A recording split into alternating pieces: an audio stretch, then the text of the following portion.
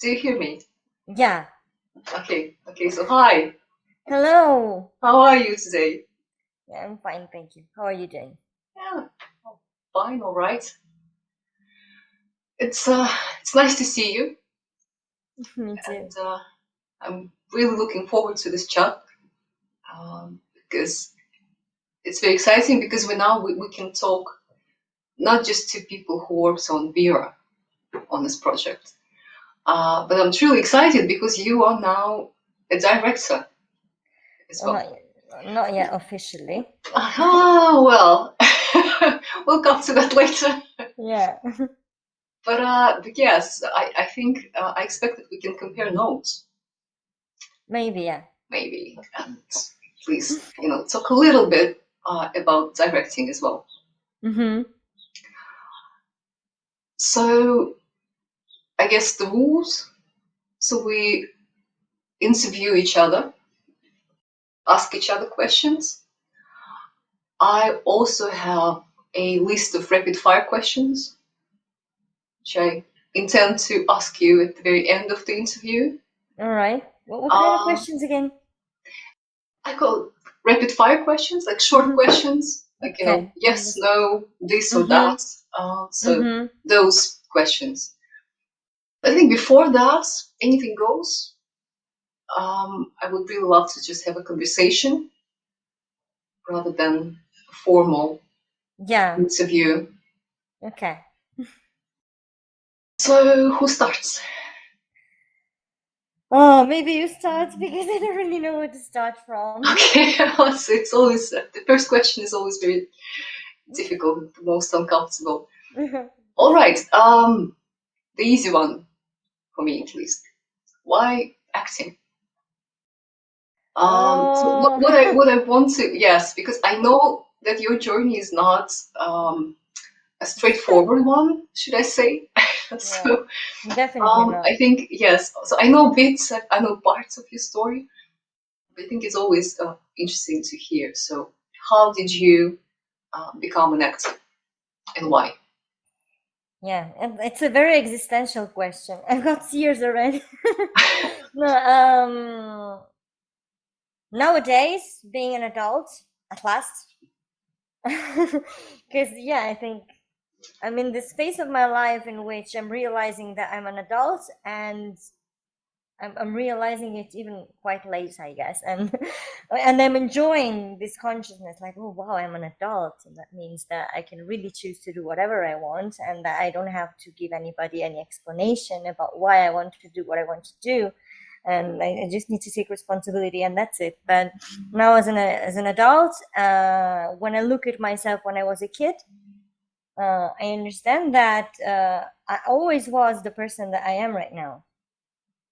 It's just that I guess something happens when we grow, and we kind of lose contact with our true self, and we start trying things that we I think we start trying out things that, I mean, of course we should try out different things to find ourselves, but sometimes we try out things that we would like to be maybe more to please the others, or what we think that the others expect from us.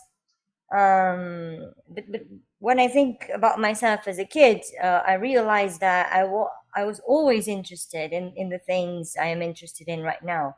So I liked writing, like the character Claire.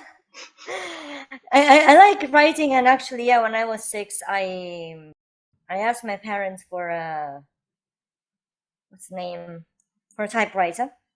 Right. No, that's amazing because you have that in common with your character. Well, yeah, yeah, it was one thing we had in common. Not everything, but.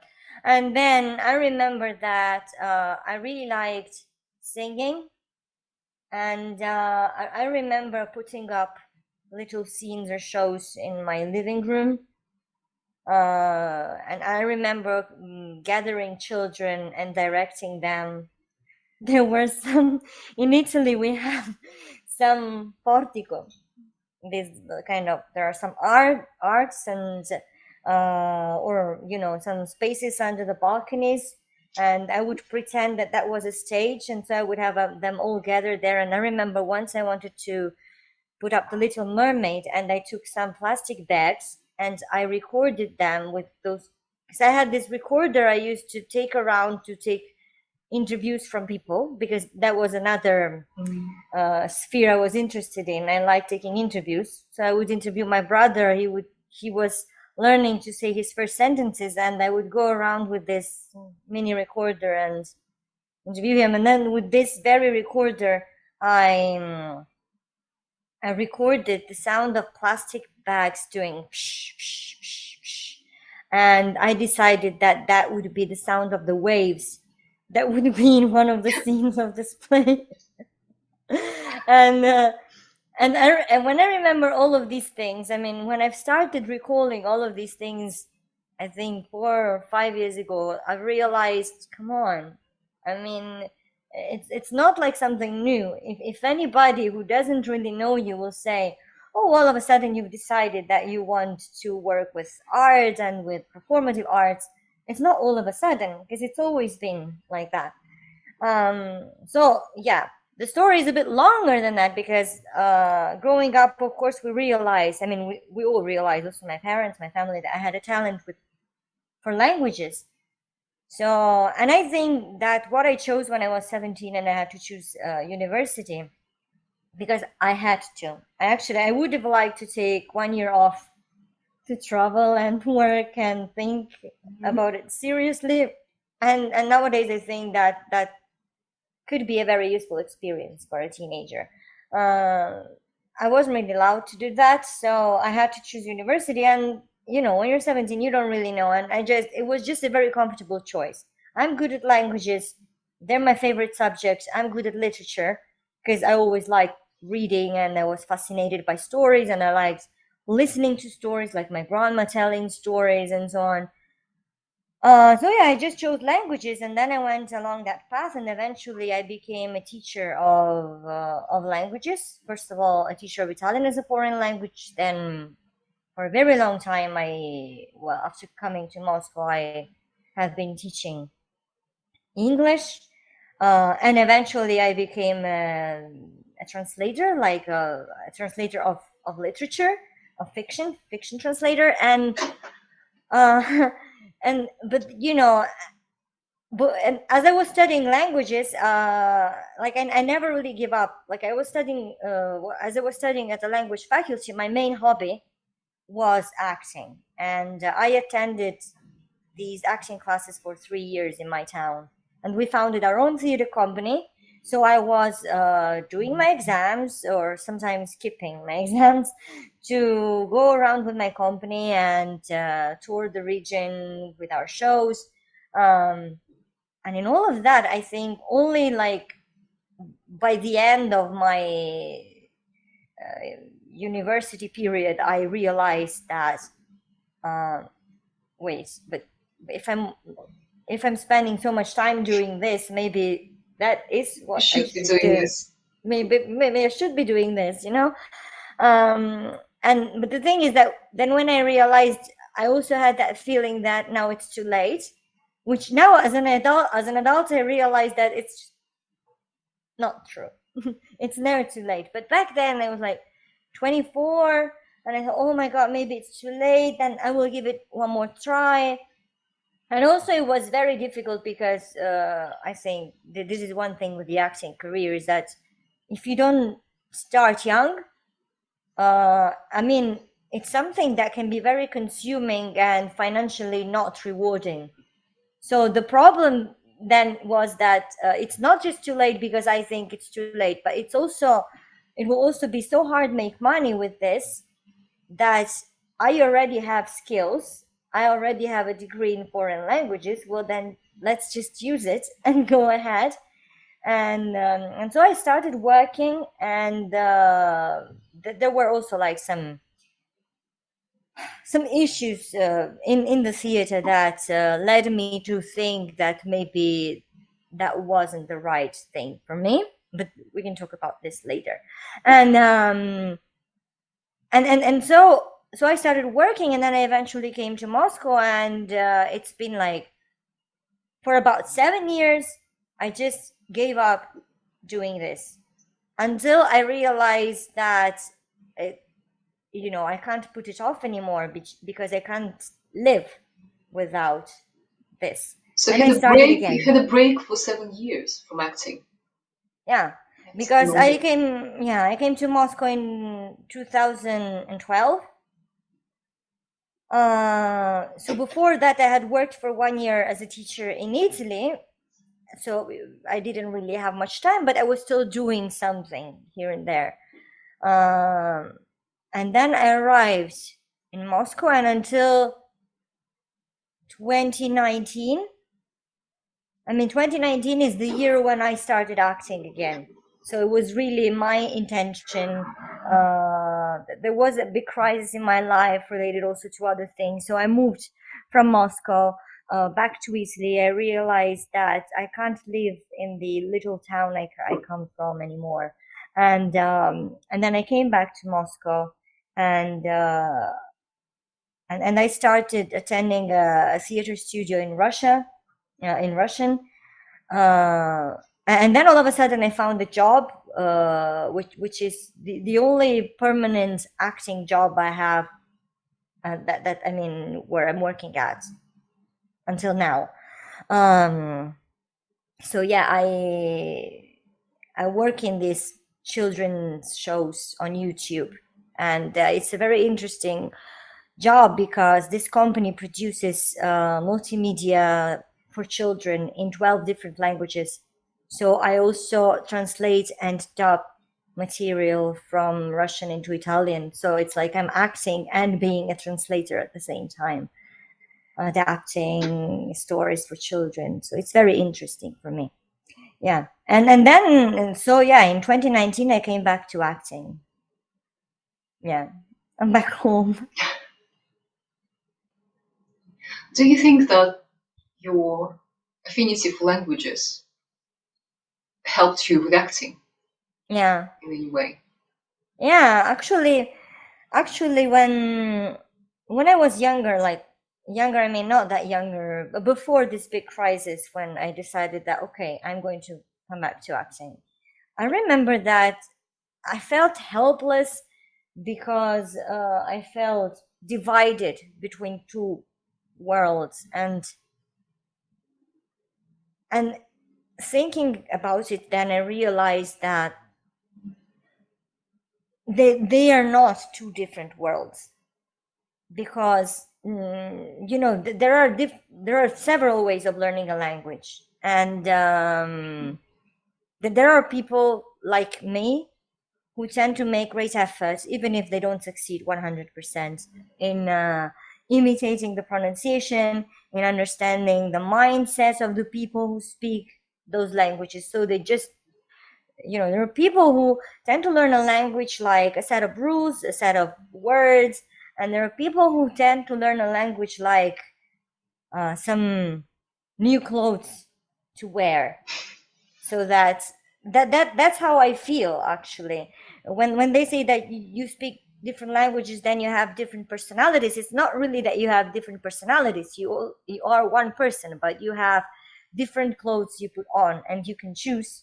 And there are some clothes that you feel more comfortable to wear in certain situations, and other clothes that you feel more comfortable to wear in other situations. How many languages? How many languages do you speak? Well, fluently I speak English and Russian besides Italian. But I know German, Spanish, and French because I've had them in school and partly at the university. And I managed them to a basic level. I remember before coming to Russia, I had a very good level of German, and I lived in Germany for 1 semester. And I sometimes watch old videos and I hear myself speaking German like not totally fluently and without mistakes, but speaking German like in everyday situations. And it's very weird because I lost much of it right now. And it's like, oh wow, that's me speaking German. Yeah. Yeah, the same with French. So Yeah. I remember a little, like I can understand it, but I don't really speak But I used to do that, not anymore. So one of the lost skills. How did you end up to be a director, or were you always one? A director, probably no. A writer, probably yes. So that's my starting point. Like Claire? Yeah, a bit like Claire. So I've always wanted to be a writer, also from the time I was a kid. And I tried writing, was very, very young when I did that. So the age I use in this play, 4 years old, that's the earliest memory I have of writing something. Because so my parents kept that story, which I wrote, and I proudly signed, mentioning that 4 years old. So, 4 years old writer. So it was one of my childhood dreams. I had two. I wanted to be a writer and I wanted to be a traveler, an explorer of sorts. So both those dreams, they stayed with me. But I guess I started with traveling, and for a while I didn't write anything. And it wasn't. I never doubted my ability to write, but I didn't have the material. And at the time, I didn't realize the difference. I didn't see the difference. So I thought, okay, I can write something like technical, but I'm not creative. So that's what I was thinking. So I confused writing talent and creativity with just basically just having the material, having the stories to tell. Yeah. Yes. That's one thing about understanding who you are when you're an adult. It's because you have what to say. When you are younger, it's like you have the talent, but you don't really have what to say. Yes. But it remained like at the back of my mind. This thought about writing one day. So somehow I thought, well, maybe later, maybe sometime in the future. And then I guess the time came, and, and that was all. And I had my first play quite by accident, I should say. So just had a story in my head, and I kept thinking about it, and I didn't know what to do with it because I thought, is it a short story? Is it a novel? What is it? And then I had my aha moment when I just realized, oh, come on, you go into theater at every opportunity you have. That thing in your head is basically just people talking to each other. So come on, this is a play. So yeah, I figured it out, and I attempted to write my first play, and learned how to write just by doing it. And it quickly became obvious to me that I'm actually, without any false modesty, that I'm quite good at it. So my first play, I like it. I look at it several years later, and I think it's an okay play. I like it, even though it was my first effort, and I was just learning things. But because I started so late, already in my 30s, I think I already had my voice, and I already had my taste, and that helps you a great deal. So those were not the things I need to understand and to find and to figure out. So I already had that. I had the voice, I had the vision. So all I really need to understand was the process of writing. So what works for me in terms of the writing process, and how to boost my creativity, how to do that, and what stages I need to have on any given writing project to arrive at the finished play. So it took me about a year in my first play to understand all those things. And then it just it keeps flowing. So I have 4 plays now, 4 plays written, and I'm writing a film as we speak. Cool. Yes, not because I want to write a film, but because the story that I had, my story number 5, is obviously not a play. It looks like a film to me. So again, I was looking at it like, oh, well, what I try to fit it into the concept of theater, but it's a film. So, so again, something new and something exciting. So I'm trying something slightly different, even not slightly, because I think theater and film are quite different mediums, actually. Yeah. So we are. yeah, so that's my writer's journey. But as for directing, also, funnily enough, I directed something as a child. I directed at school a couple plays, and I directed at the playground with my friends.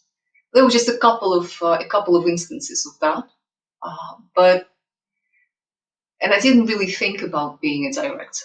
So writing came first, and I think I started exploring this idea of directing my own work after I had a couple of plays written, and then also very instinctively, those are very spontaneous decisions. Uh, I understood that as I'm writing, I already have a vision in my head. Yeah. So I don't just everything that I'm writing is not just words on a page. I already have I see everything. I see how it unfolds on stage. I even see the colors. I see the things that I need to have on stage in terms of props and furniture, everything, and the mood I want to achieve. So I can almost smell it. I can almost the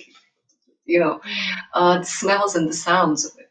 So I just thought, well, why not? Why don't I direct it as well? And also, I also understood that I'm probably going to clash with the director if I let somebody else direct my stuff. Yeah.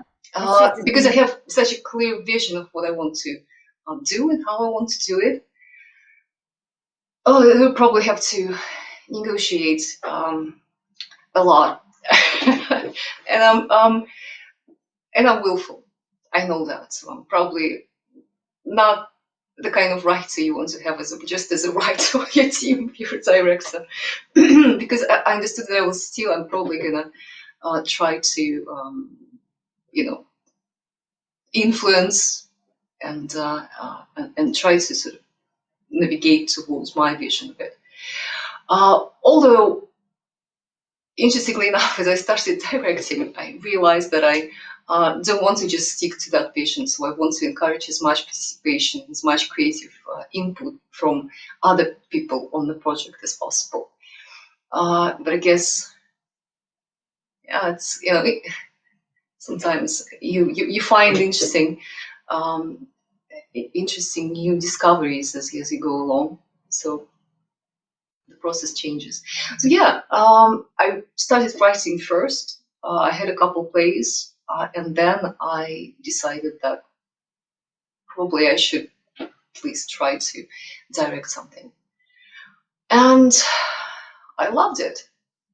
So now I look at it, I think that writing is the hardest part of any project. So writing is what I see as hard work. It's hugely rewarding. It's still what excites me the most, and I love it. I love the process of writing. So it's not painful, but it's hard work. It takes a lot of time, and much of this time is solitary. So it's just you by yourself, alone, just doing it, and there's no one to help you with it. So you just sit there with a pen and paper on, a notebook, a laptop, or whatever it is we use. And yeah, that's all. But directing is a different story, because that's when you get to collaborate with all of these creative people. Yeah. And it's super exciting. So it's almost like writing is hard work and directing is play for me. So I think, why would I do all the hard work and give someone else uh, a chance to Yeah. play with it, instead of just enjoying the rewards of that labor myself? So that's my idea of it. And there's also this thing that I think directing is different, because, as you said, when you write or when you do the individual work, you got your vision. But then when you direct, you end up dealing with all of these other visions. Yeah. And I mean, sometimes there might be a clash, but it's not always a clash. It also depends how you approach to it. Because sometimes it's not a clash, it's just that all of these visions add up to your vision and kind of maximize it, make it grow. Yeah. And so you end up seeing your vision as just one part of your vision, but then you're like looking at it from the other side and you think, oh wow, so what I wrote or what I thought or what I saw also means that and that and that and that and that, and it becomes, I mean, I think it's very exciting because that only vision you had becomes a whole universe, a very complex one. And because it's a very complex one, then it becomes very close to reality. Mm. Yeah. Yeah. Yeah. Sometimes it's amazing how people find things in your writing that you never intended to be there. Uh, and sometimes I even find something in my own place, reading them a few years later, something that I didn't see from the very beginning. Yeah. So with Beer, for example, it was this interesting bit with Anton's character, Andrei. So almost every male actor who auditioned for this part uh, told me, they all told me the same thing, that they expected that there will be a love story between Andrei and Amy. So that's actually a love triangle, uh, you know, and potentially a story of, betrayals, because she's married and he's married as And well. he's married, yeah. Yeah, so they expected the play to go that route. So there must have been something in it that gave them the idea, I suppose. Mm, But I I don't know. never ever intended uh, it to be that way. But then, I thought, well, okay, that's interesting. So people see it in the play. Maybe we can experiment with it. But so those things happen. So people will see something that you didn't necessarily put in there. Um, but also the way I'm writing, the kind of the process of writing. I never start with a theme. So I don't start with, oh, I want to say this. I Yeah. want to spread the wisdom.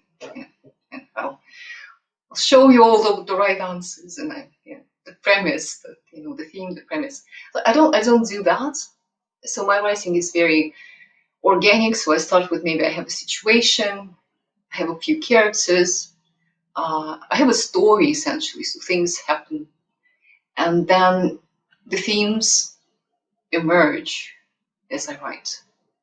So I think I already have my first drafts, and then I look at them and I think, okay, I see these themes and those themes, and then it's the work of later drafts to maybe sharpen the themes that I see. Yeah. But initially, it all starts from just stories and characters, and so there is no underlying moral to any of my plays. I think So this that's is, so yeah, and so yeah. So if you write that way, there's a potential that you yourself will discover new and interesting connections and partners yeah. and ideas. So sometimes you surprise yourself. Yeah, I think it's one of the main problems of art. It's because I mean I don't know whether now I don't know whether I'm right in what I've come to realize recently, but like nowadays we've got this thing that we've got many schools for artistic professions. So like we got schools for acting, schools for directing, schools for writing, and it kind of seems like we're institutionalizing art so much. So we are in a century where we made we were, I mean, what were the main themes of the century, of the history of the past century? We were advocating for freedom of expression, but then for some reason we have institutionalized everything. And so now, as you were saying, I'm becoming a director. I'm attending a course. It's often very difficult because it seems like there is a kind of, it was the same thing when in the past I attended some creative writing courses. It's like there's a booklet of instructions and you're supposed to do like this, and there is the perfect recipe for a story, which I think, of course, maybe there is. If you analyze works from the past, there are some things that work, and that's why there are some stories that became famous. But it's also true that sometimes if you take the instructions manual that they're giving you and try to apply it to stories which have become very famous, they have nothing in common. And what I think is that I mean that is the issue. That writing, or I think for painters it must be the same thing. Most of the times, this is really about self-discovery. So you start doing something just because you feel the impulse to do it, because you feel the urge to do it, you feel the need to do it. It doesn't mean that you have calculated beforehand why you are doing and what you want the reader to find in that, what you want to say, or whether, like they were telling me now at the directing school I'm attending, that in our works there should be a deep meaning. And for me it's difficult because when I start seeing things on stage, I mean I can see the deep meaning as the work progresses, and I get all of this synergy of actors working together and of different visions, and then at the end I can see that, oh, there's deep meaning in that. But if I decided beforehand and I'm like, okay, now I want to teach you that there's this deep meaning in this story, it will not work. It will just look stiff. I have this feeling that if I decide beforehand what I want to say and I try to keep myself in that in those frames, then whatever I create will feel stiff from the very beginning. Because it's not like I possess the absolute truth. But art is that process of investigation that helps you find the truth in different ways. I wanted to ask you, how do you approach your first effort? Because I know that you are almost in your first theater production. Right now, yeah. I mean, I've been helping with directing another show before this one, and actually, I've ended up making a lot of decision. And first of all, I think it's important to say that I've come to directing. I mean, on one hand, it's a thing that I've decided for myself, because if I said if they're not giving me that many jobs as an actress because there are no roles for me, or because they think I have a strong accent, or because they don't think I'm good enough. I mean, who knows? Maybe somebody thinks I'm not good enough as an actress. I don't know. I thought, well, okay then, but I still have a vision, because acting is is in certain ways self-directing as well. And I thought, okay, then I should try that, and I should try that also because having been a teacher and having been a director of studies at the school for a couple of years, I understood, wait, I've got pedagogical skills, I've got managing skills, and these are skills that are useful for a director, because a director must know how to manage a team of people. A director must understand how to take the best out of people, how to motivate them, and how, because I have this vision of teaching, I've always had that I'm not opening somebody's head and putting knowledge inside it, but I am taking out of a person what this person might potentially already know, and what their abilities are. I feel it's the same with actors.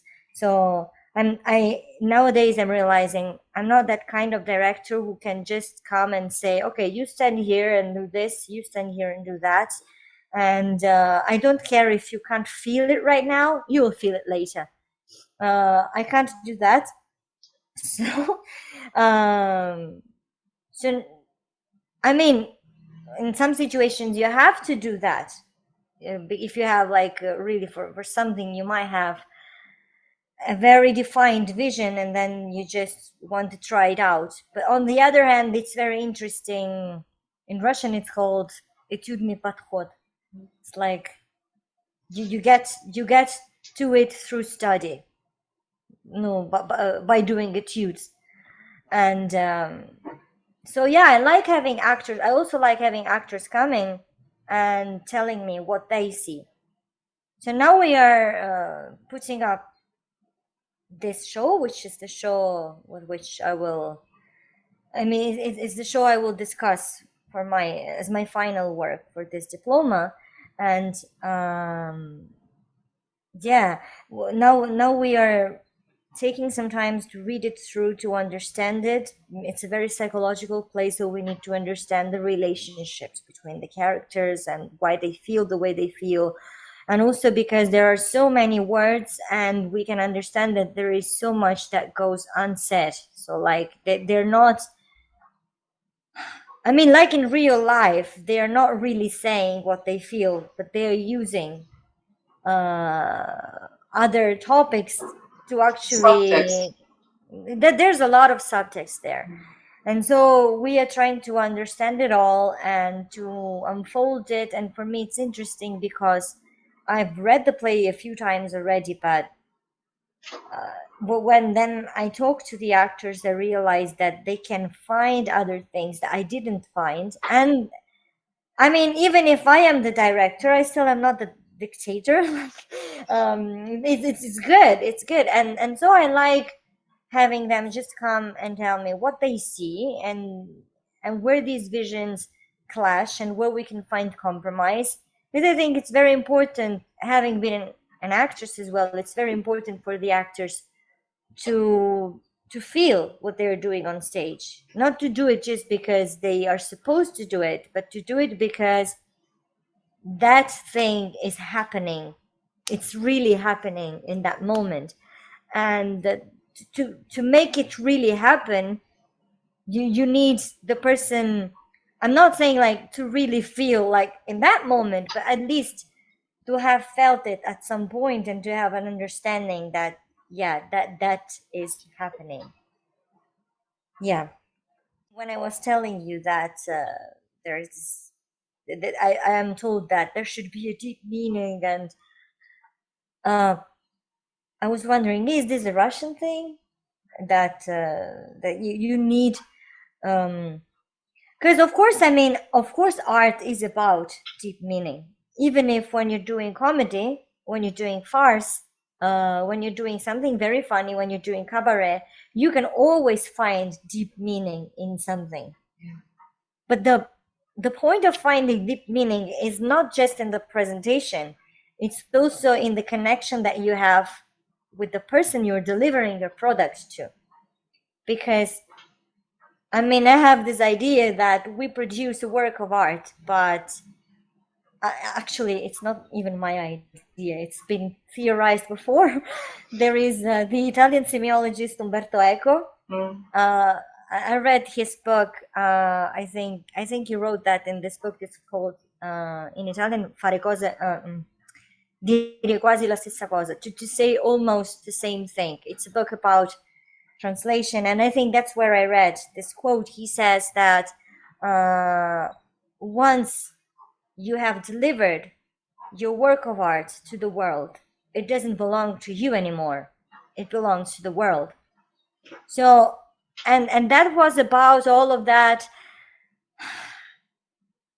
constant discussion going on about what the author meant, and it's relevant only That to a is certain definitely extent. Russian thing. Yeah, What the because author meant. This is something that kids discuss at literature classes at school yeah, all the and it time. is relevant. I mean, it is important to know, but only to a certain extent, because everything that has been changing through history, even the words that we are using that have changed meaning, all of this happens just because something was made that then was interpreted in so many different ways, and it's just a natural process. And I think that's the same thing that happens when I am on stage, or as an actress, or as a director. There is this synergy. I mean, and actually I think you should make it happen, this synergy between the creator and the person who receives, because the person who receives is not just receiving, becomes a co-creator. They come back home and they tell their family, oh, I've seen this thing, and I thought it might mean this and that. It's not necessarily what we meant. And we can be good at conveying the meanings we wanted to convey, but we can also be good at opening people's minds so that they can enhance their fantasy and see things they had never thought about before. Yeah. I mean, that's also, I know, educating the people. It's not just about telling them it's supposed to be like this, and like this. It's about freedom. Well, I think at least with with plays that I like and the kind of plays that I like, they don't give you answers. Yeah, they give you They just questions. they raise questions and they give you options. And if it's good, then it's unbiased. So it tells you, okay, you can look at this, whatever the question is, from this angle. There's also this perfectly valid way to look at it from a different angle. And I almost feel that if you ask a question in a play and you think that you know the answer, and they have this approach that, oh, now I'm going to explain this to the audience, you're deluding yourself. So it's either you are wrong and this isn't the right answer, it's just one of the possible answers. Or probably just the question is too simple and too obvious and not big enough, not dramatic enough. Maybe you shouldn't be asking that question at all. That's what I think. So to me, I almost try to avoid the subjects that to me seem very black and white. Mm-hmm. So if I feel like I know the answer, I'm not going to attempt to write those topics. Yeah, it's that must be kind of, yeah, a Western Yeah, approach, I but it's guess. not. I mean, I guess we're all different. So different people have different opinions, and different people have different views about what theatre should be. So Yeah, there's but plenty of other stuff, and people enjoy it, and people love plays that to me seem like the author is just preaching to the choir. Because I don't believe that you can change someone's opinion if you do a strongly polarizing play. It could be a political play that strongly supports a certain view, yeah. or Plus, I mean, is that the goal? Is that the goal of art?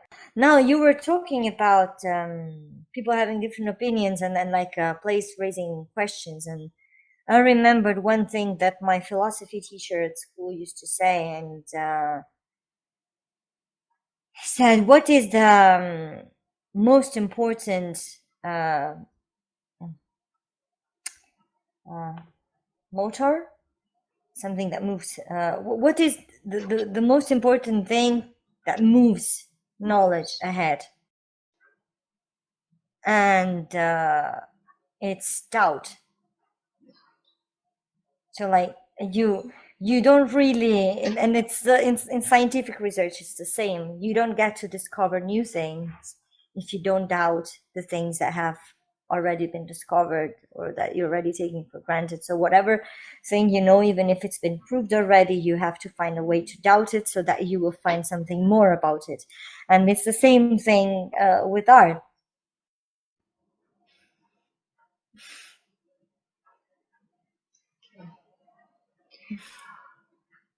All right, so pause. So, let's see. Okay, so I have a list of questions. So, to fill it in. Okay, a bit. Okay, so I got a couple about our play, about Vera. Mm. So I have to say that you really had the character of Claire from the get-go, for some reason. So, and your vision was just so similar to mine. So it was it's just like you had my brain. I was like, Mm. wow. I'm flattered. Yeah. No, and even of course you enriched that character. But I wanted to ask you, how did you do that? So was it just an accident that our understanding of the character was so similar, or was there anything that gave it away, or how did you do it? This is a good question because it raises questions about whether I'm really a good actress or I'm just very lucky. um, um, I'm not sure I did anything. Just some But case when I say magic. yeah, but really when I say I'm not sure I did anything, it doesn't mean I didn't do anything. It's just that because that's, I mean, with me it happens all the time. In life, also in other things, I feel like I'm not doing anything special. Like I'm speaking fluently in English, I'm speaking fluently in Russian, for example, and people tell me, "How do you do it?" I'm like, I'm not doing anything. I mean, it's not like I've been working to get to this level, so it means that at some point I've done something and I've done it back then, so that nowadays it feels like I'm not doing anything. Um, it might be, I don't know, again, it might be the same thing with acting. Like I have this feeling that I didn't do anything, but maybe there was some work at some point before the play, like years before the play, that then there's this thing like sometimes you meet the characters along your life path. And I don't know whether this happens to you, but it happens to me also because as I was saying, like I've always been, and now I know that I've always been an artist since I was a kid. Because I don't study a character only when I'm given a character to play. When I read a book, or I watch a film, or I listen to a story, I continuously, constantly identify with some of the characters or with some characters at the same time. And even if, I mean, in that moment, I don't have to play that character. It's not my character. I'm not being given a job or anything. But it's an exercise that possibly I always do in my mind. So I remember reading The Idiot when I was younger, and then I would walk around the street and see characters from The Idiot coming to me, and I would say, "Oh, that's Prince Mission, and that's Aglaya, and that's the other one," and I can see them Did in the you did street. you imagine them, or just real people you imagine? Yeah, You it's met some real people people. and imagine them as those characters. Yeah, I'm reading a book, then I go on the bus and somebody comes and I look at them and I'm like, "Oh Hmm? wow, that's him." If I had to shoot a film about this book, I would pick him or her. Yeah, and this doesn't only happen like with people outside of me, it happens with myself. Like I will read a story or listen to a story, and then I will feel like that it's kind of, you feel like that character is kind of possessing you, maybe because you've got something similar to that character, but also if you have something different, there's always this balance between similar and different, because even what is different, it's kind of, you've got all of the universe inside yourself. It's just the only part of it is being expressed. So what happened with Claire, when I say I think I didn't do anything, it's just okay. I took part to the casting, and I think there was this part where I was saying about I was talking about asking for a typewriter when I was 4 and signing my first And we know that's something work. that happens to you in real Yeah, life. it's like it was more like it's really I believe that it's not always me going to characters, but it's characters coming to me, because in the past few years that I've come back to acting, every role I had came to me, and it wasn't difficult at all. I didn't have to send thousands of tapes to get the role. It was just there. Okay, it's your role, and that's why I say it's characters coming to me, because I've been sending so many tapes everywhere, and then all of a sudden I read this text, and there's this little girl. First of all, what I feel, but I feel that to most of the for most of the characters is compassion. Like compassion is something that you should always feel for for a character. Like we kind of feel the same. So I understand you because we feel the same. I don't necessarily let you possess me, but I because I can feel with you, then I can show the way you feel. And also and but when I saw really this very detail, it's like, wait a minute, I've I've already I've already seen this bit of the story. I've already seen it. I mean, it wasn't 4, it was 6. Maybe it wasn't the same typewriter. Maybe it wasn't the same story I had written. It wasn't the same country either. It doesn't really matter, because actually that's also another interesting thing about stories and characters, is that it could have not been a typewriter. It could have been, I mean, the fact that it was a typewriter is just a coincidence. It could have been any other thing, but thinking about it, I could have found in it a typewriter, and I could have understood that that was that exact moment in life that I really understand because I've been through it. And so I just, first of all, I thought, what the heck? It's like this character is coming to me because it's like, I know it's kind of a spiritual thing, but there's nothing really supernatural. It's kind of this character, which is in somebody's imagination, is coming to me to become real. To I can give this character my body, and that's why this character is choosing me. And so I just that was the first feeling, and then I just thought, okay, I'm just playing it. And when I play, because that's a good thing about self tapes, that you got the opportunity to self direct yourself, and that's the thing in which you need to have. That's the thing for which you need confidence, and that's something that I was lacking, I think, in the previous years, because I was always thinking, oh, what should I look like? What are they expecting from me? And nowadays, because I'm fed up of being refused all the time, I just think, okay, who cares? I'm just going to do it the way I think. it looks like. Then you cannot agree with me, it's fine. And I called in my housemates back then, um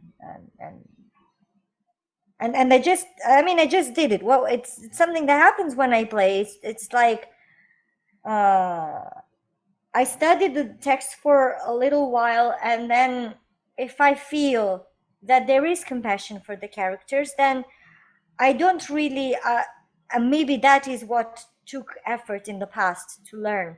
I don't do anything. I just let the words and the feelings come out as if they were mine. I'm just talking about myself. Yeah, that's me. I'm living that.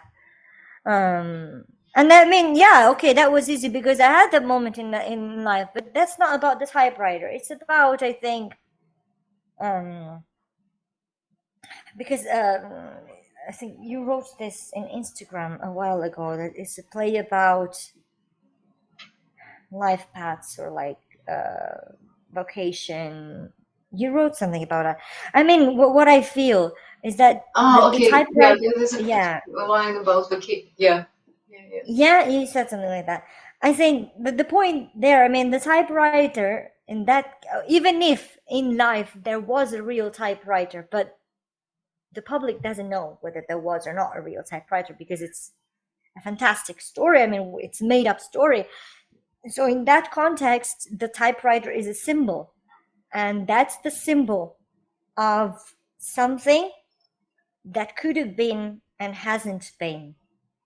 And it's the symbol of regret, of not having understood earlier, and it's the symbol of not having given yourself the opportunity to develop your talent.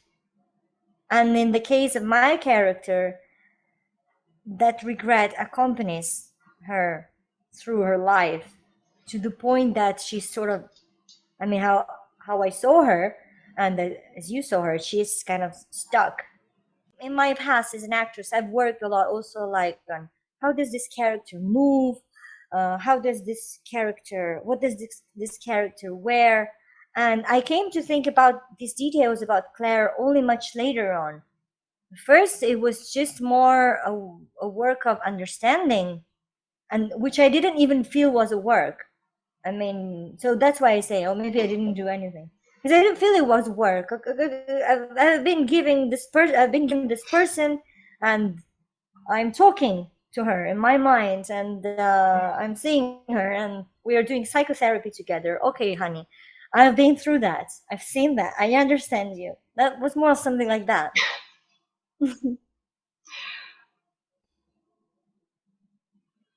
Why Vera? I mean, because the story is the story's title is Vera, and we know that we're talking about Vera Lothar Shevchenko, who was a pianist. Yes. Unfortunately, I think not. I mean, okay, because I'm not in the music field, but apparently not a famous one. Because I know very few people who know who Vera Lothar Shevchenko is. But still, the play is not about her. The play is really about somebody who's playing her, and it's more about these people in the play who are sharing with her a certain feeling. And so there are a few themes like connecting all of the bits and scratches of the play until the end. So being like that, it could have been, it's like the character, the character of Vera is a pretext to Yeah. create the story. So It could why have been Vera the in the one. sense of why this name for the play? Why just her? Or Because maybe why did I write about her? yeah, I mean, is it because it feels like you knew about her, and then you just start writing something thinking about her, and this came out. Okay. Is it like that? Not quite. Okay, so I'll tell the story. So indeed, I just knew about Vera and just accidentally stumbled upon some information about her on the internet, just randomly. It was years before I wrote the play, way back, several years before. And then I thought, what a dramatic story! What, you know, it really. I thought, well, this is something that I might want to write about someday. Mm-hmm. But I instantly knew that I simply don't want to write a historical play or novel or story, and I don't want to write anything that is just her story, simply because this is not my kind of material. So I knew that if I had to write about Vera, I would need to frame that story. So there will have to be something else, and maybe the story of Vera would be somehow interconnected with something else. But I read about her. I thought that it could be interesting to write something, but then I didn't touch it for a few years. Didn't do anything with it. But the story stayed with me. So sometimes you read something on the internet and you think, oh wow, that's what a wicked story. But then 3 days later you don't remember it. And this story, it stayed with me. But then writing of it was completely spontaneous and intuitive. It's very hard to it's hard to explain. Usually with my plays, I'd start when I have just a few bits of something. When I feel like, okay, it's enough to start writing, but I don't have the full story. I definitely don't have the full play before I begin. So almost like uncover the story as I write. But it was different with Vera, and it's the only one exception of my normal process, so to speak. In a sense that this play just literally just came to me one evening, and I went from having nothing to writing the full synopsis in a matter of a couple hours. Mm-hmm. And by full synopsis, I mean every scene, all the characters, what happens, even some bits of the dialogue. So it just sort of popped Yeah. into my mind. And even I was in the process of writing a different play at the time. So I wasn't actively thinking about Vera or Amy or any of those situations. I was writing what is now my third play called Blown Out. So I had early drafts of that. So I was working on that. And then all of a sudden, it was a bad evening. I was full of negative emotions, quite angry. And I remember, it's funny, I opened a bottle of champagne because I keep good alcohol for bad days. I think it's a bit wasted on good days and celebrations because they're already good. But if I want to cheer myself up when something is absolutely awful, I keep champagne for those moments. So it was one of those champagne days, really bad days. And then I don't know, I was just so angry about something that is not related to the story of Vera or whatever happens in the play. It just was something completely different. But I was just like, oh. And then all of a sudden I had a play. So it's really difficult to explain. But everything in it is recognizably my material. So I know where every single component of it, every little detail comes from. So I don't believe in any divine inspiration. somehow fell into my head from heavens or from the sky or from wherever. So I didn't pull it out of thin air. No. So it was all recognizably me. I recognized everything that went into it. It just somehow, I suppose that our subconscious minds keep working on stuff. And yeah. And then maybe something becomes like a catalyst for giving that final push when the play rises to the surface of your conscious brain. So at least that's how I try to explain to me in my obviously not scientific way, because I don't I'm not a brain scientist or anything like that. So I don't know how that works, but it's just how I try to interpret it for myself. So yeah, it's just that this was this one story that I read many years ago about Vera, and then how my brain took it and mixed it with all these other things like acting and rock and roll and market research and everything in between. Yeah, and created a something new, created this play. I agree about the subconscious. I think actually it happens like that, and I think great works of art have been made like that. It's a very spiritual process. It's it's not totally controlled by the rational part. It's that there is a lot of instinct in that as well. So it's like, of course, you need rationality to write and to organize. That's the part. Yeah, and then the That's the editing house. rational part of it. Yeah, That's so I don't want it to sound easy. Like, oh, she did nothing. She's went to sleep and woke up. Yeah, no. The periodic table of elements or something. No, it didn't happen like Yeah. that. But because that's not how it happens. Like even when they tell you like those legends about, that's not exactly how it happened.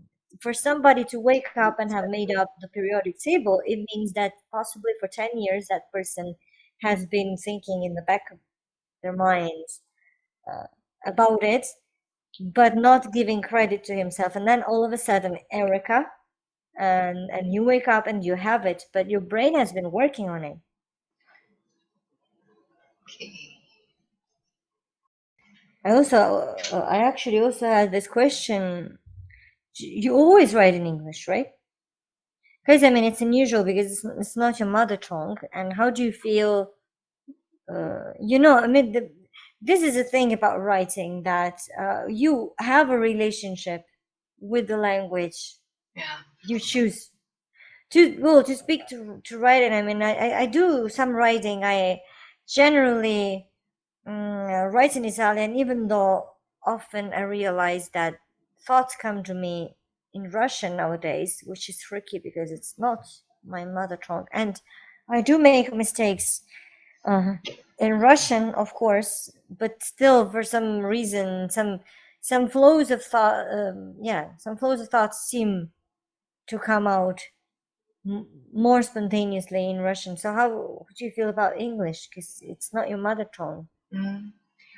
I would love to give some rational explanation as to why I'm writing it in English. But then the truth is, it's just that those characters in my head speak English for some reason. So Okay. that's the only real reason why I'm writing. But you lived in England for a while. Yeah, I did for a little bit. So yeah, that's just that. That's just the will of my characters. They want to speak English for some reason. But if I give a more rational, um, reason why, I'd say that I have so many friends in so many different corners of the world. And okay, so all of my Russian friends, they all speak English. So they can all understand the play if it's written in English. But very few of my friends abroad know Russian. So this way, everybody can see it, read it, understand it, and that's important to me. I don't want any of my friends to be left out. Mm-hmm. So that's a bonus, but that's not the real reason. So the real reason is simply that it just happens this way. I know that there's so many different superstitions, rituals related to acting and Yeah. gifts and everything. Oh, And yeah. they're different in different countries. And have all those things about, not bringing peacock feathers on stage or not dropping your script into the floor. That's Russian, by the way, I think. Yeah. Or like we all agree not to ever, ever, ever, never, ever say Macbeth, So those things. Is there anything specifically Italian? Yeah. And There is. do you know and do you believe in any of those things? Well, I don't believe in any of these things, of course, but I think superstitions are still nice. They're like traditions, like Christmas, Easter. They're nice. It's Yeah, nice to have yeah. them. It doesn't mean it doesn't mean that I'll be terrified if a black cat crosses the street. Oh, poor black cat. I Like mean, I'll cross the street anyway. But when I see the black cat crossing the street, I like thinking that, oh yeah, there's a superstition. I will not act upon it. There are some other superstitions that I act upon just because it's nice, and I always say that I like superstition when it's a good superstition, then I'll do something about it. I think it motivates you to positive thinking. I don't know, like in Russian you have this thing that if you drop a knife, a man will come. oh yeah, Oh, something like that. yeah, and then I think, oh, okay, a man is coming because it's a good thing. Like, I mean, okay, now I'm married, but still, somebody can come to Somebody's coming. have tea. Yeah. But in theater in Italy, yeah, we do have at least one that I know because I say I think they're beautiful. Superstitions are beautiful, but I don't think I know that many. But I know this one in Italy. You're not supposed to wear purple uh, in theater. So I have to say I've heard different versions. I've heard don't wear green, I've heard don't Uh-huh. wear blue, and now don't wear purple. So I There's a guess reason. different countries, different colors. Colors, yeah. But in Italy, as far as I know, there's a reason for that, and the reason is related to the Catholic Church because in the past, now I don't know when, but I think a few centuries ago, um, maybe even in the Renaissance or something like that, it was forbidden. I mean, shows and all sort of theatrical events were forbidden during the Lent. Lent, yeah, it's called Lent when they Lent? fast 40 days. Yeah, Yeah, Lent. yeah. They were forbidden during the Lent, and during the Lent, the priests in Catholic Church wears a purple tunica. Okay.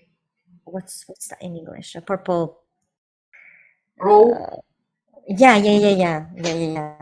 During the Lent, the priest wears a purple robe, and so purple is associated to repentance, to fast, to temptations, like Jesus in the desert being tempted by the devil, and all of this.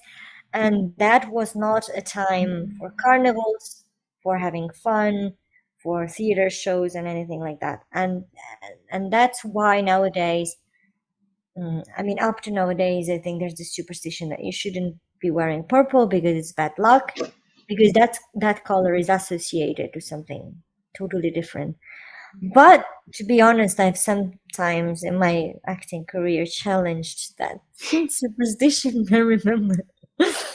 I remember going on stage wearing purple underwear on purpose. Nobody can see it, but I'm wearing it. But you know that you're being rebellious. Yeah. It's just like you see. I mean, to prove to myself that Just a superstition. Yeah. Superstition. Yeah. Plus, I mean, it's a beautiful color. And Claire, I think, was wearing a purple ring when we shot. Really? Yes, she does. Yeah. She Claire had a does. purple ring because purple really matches yellow. Yes. And so, I mean, on the one hand, it's quite stupid to refuse to use certain colors just because of that, because they're so beautiful. I mean, purple is a beautiful color. I like it. All right. What are you looking for in a play as a director? So because in your case, you have to choose the material. So Yeah, I just do my own stuff, but you yeah, choose, and there's always you have multiple options. Everything is available pretty much. it's So true. how do you You're make like that decision, and chosen. what do you look for? This debut play that I chose it. The motivation was that I saw it, I started reading it. I didn't like all of it. There is a lot that I would change to adapt it for stage, because I think, oh, I mean, it is written for stage, but I can't see the way it's written, so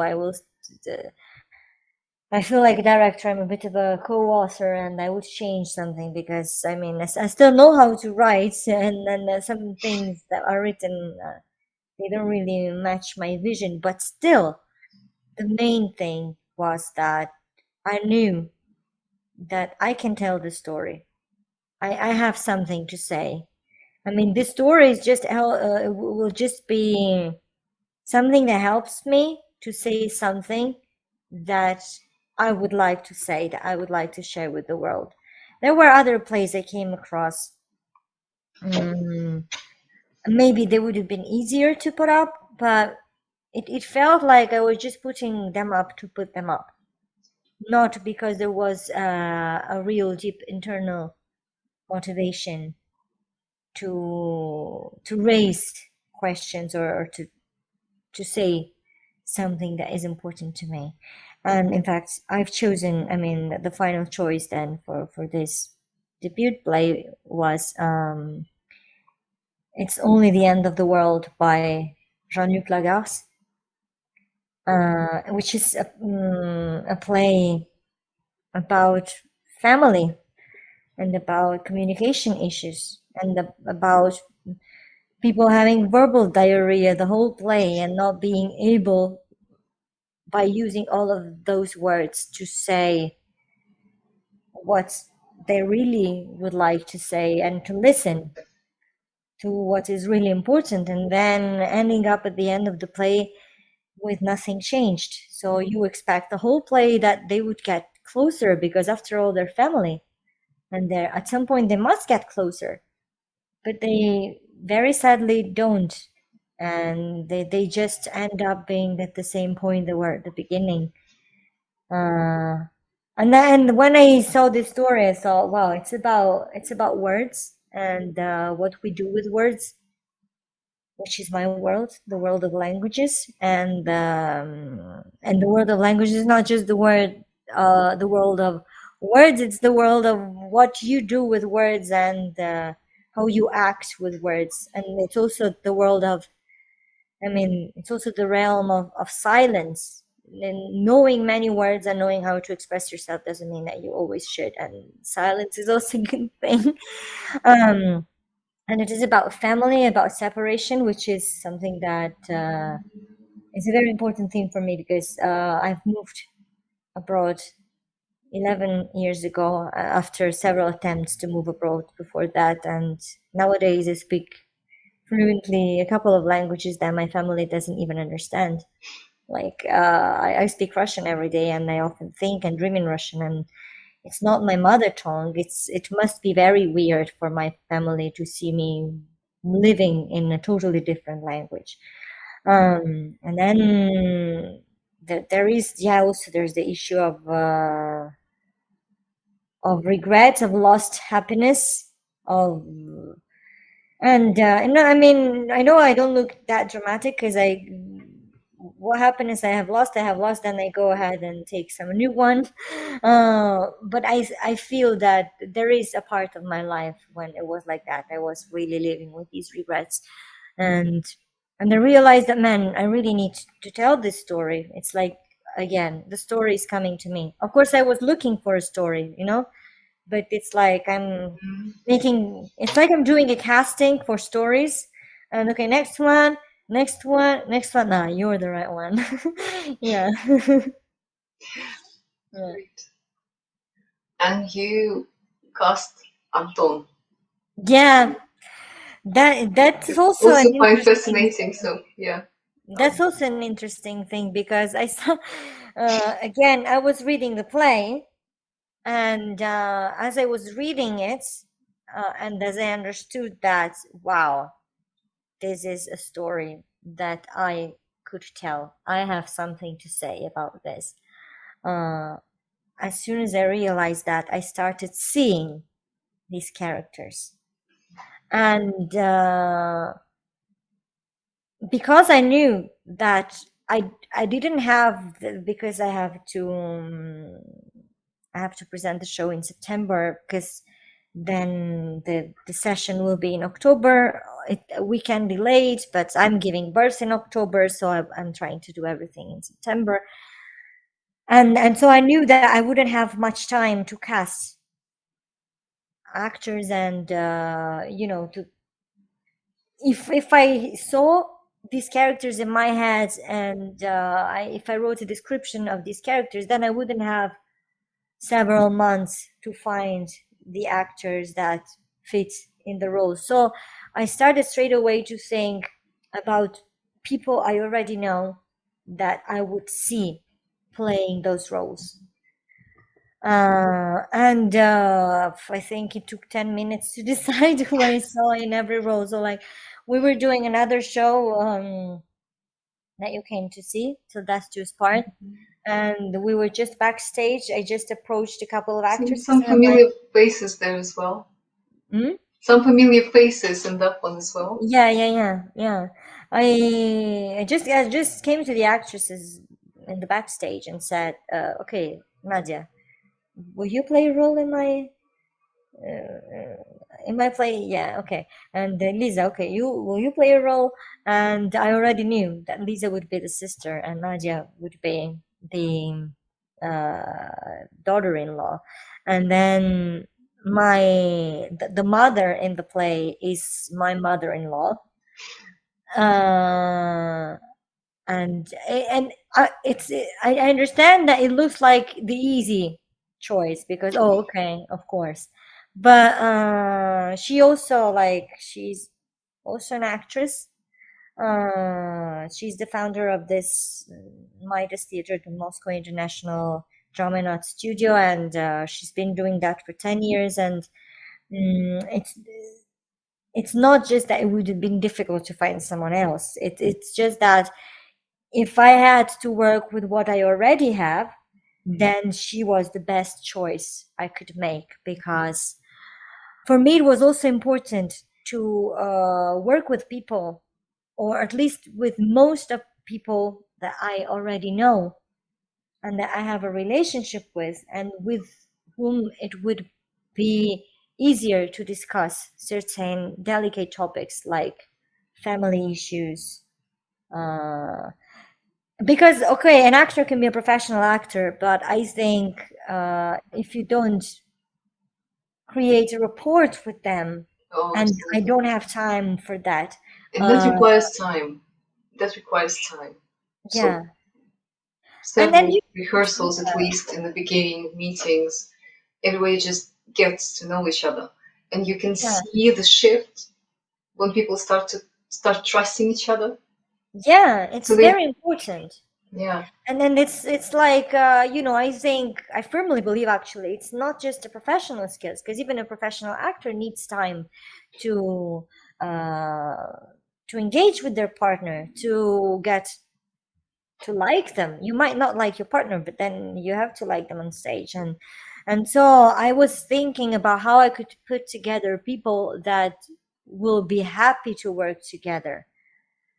What I wanted was not just actors, like beautiful or good actors. I needed a team, and so in my mind, I was creating a team that would work together, and each one would have some